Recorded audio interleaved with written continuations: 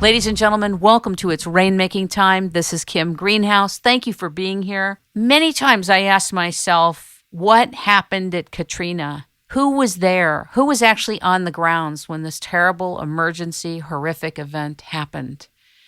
And a few years ago, I was in an art gallery, and I met Alystar McKenneh, filmmaker, writer, producer, advocate of many things, who's on a 10,000-mile adventure that begins in April called Road to Sturgis. She is the producer, writer, and director of Peacekeepers, which you'll hear a lot about and see a lot about. And I asked her if she would come here today to share with us her experience of what it was like to be in Katrina 5 days after. Please welcome to It's Rainmaking Time, Alystar McKenneh. Hi. Thanks for being here. Sure. Thanks for having me.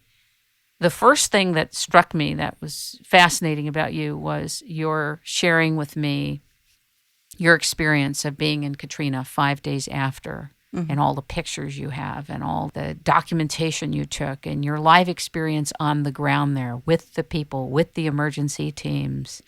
I'd like you to share with us what that was like, because I don't think most of us have a real glimpse into what an emergency disaster condition is like. It's like being on a film set. Seriously. That's it's scary. Like being on a sci-fi film set. Everything is torn up.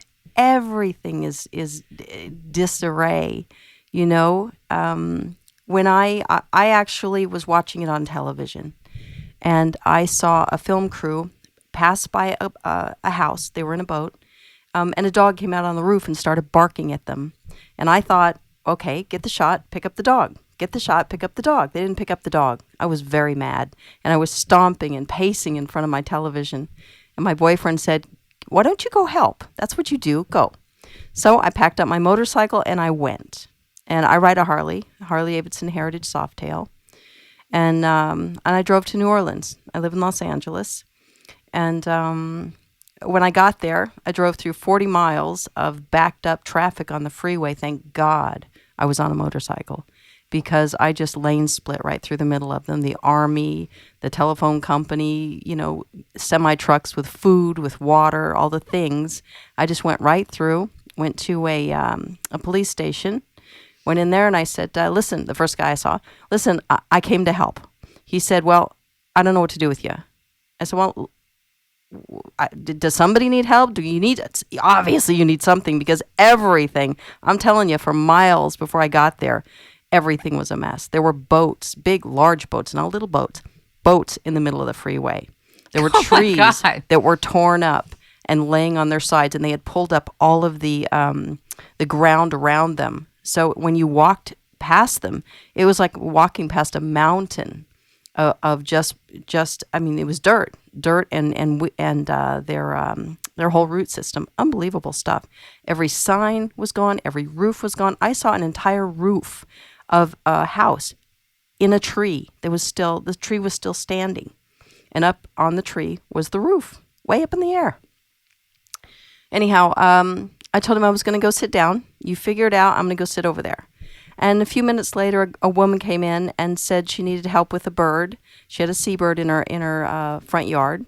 So I said, I'm the girl for you. I went with her, and thank God this woman was a tour guide for the city of New Orleans. Because once we dealt with her bird, we went to Pass Christian, Mississippi, which is right next to New Orleans. About how many miles away, do you know, or how long by I'm time? I'm going to say, maybe 25, 30 miles. Okay. And it was destroyed. It was completely gone. And there were just piles of houses and animals running everywhere. And when we got to the gate, she told the army guy, listen, she's here to rescue animals. So they just turned me loose, me and my motorcycle. I lived on top of that motorcycle. The army brought me 2 boxes of MREs, which is military food. And by the way, how was it? It was good. They make how do you cook military make good chow. food? Well, I didn't. No, you don't. I mean, because it's ready to go.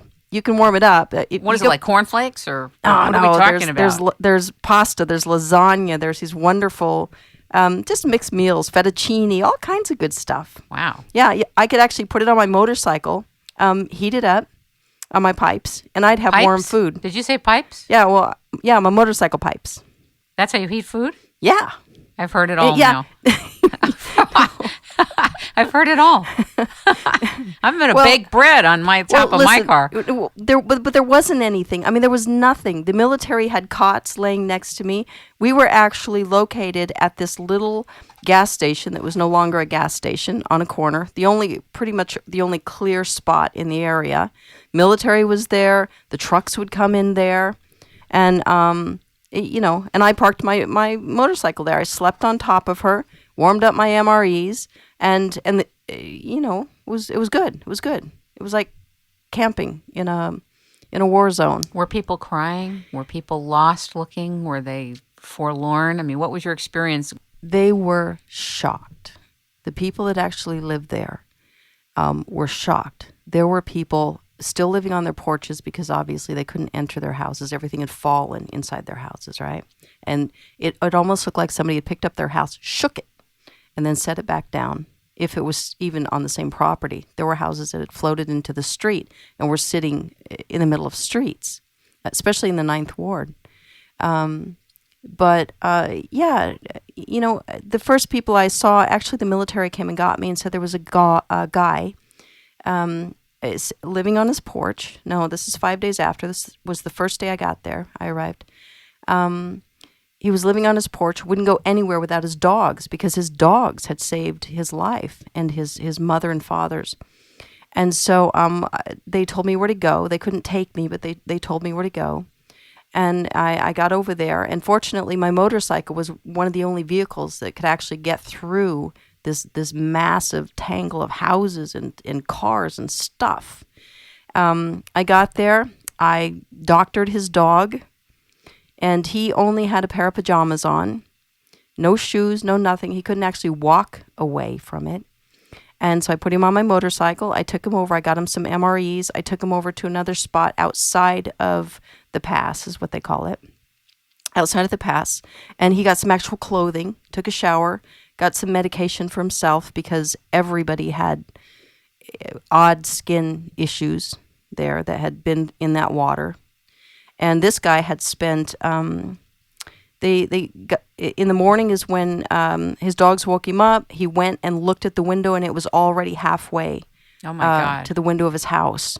So he ran and woke his parents up, and they got them upstairs, up on into the attic. The water then broke through and came up, and they ended up busting a hole in the roof of the house and staying on the roof for, I think, 11 hours. And his mother and dad are very old. And they were getting really cold. And so they sort of tucked them back inside the house because the water was dissipating into the attic. No, it was into the attic, but it hadn't gone up into the very top. So he had tucked his mom and his dad in there, and they had stayed there for so long. They were just frozen. His mom was in this little nightie. I think the mom and dad were, I'm going to say, mid-70s. But then when the water went down, they went down too, and they had stayed there. I mean, they had to wait for somebody to come rescue them because there was nowhere to go, no place to go, no vehicles, no roads, no houses. Was it all flooded? Yeah, it was all flooded. Yeah, and once the water went back to the ocean, because this is not the Ninth Ward, this is past Christian. This was a surge from the ocean. This wasn't the dam breaking, Anyhow, so I took him on my motorcycle, and we got the stuff. We got clothing, and I took him back. And, when they started evacuating people, they wouldn't evacuate the animals. I never understood that. Well, how can people leave their animals behind? I mean, emotionally, I don't see people being able to do that. A lot of people didn't. A lot of people stayed on those porches, lived with those animals.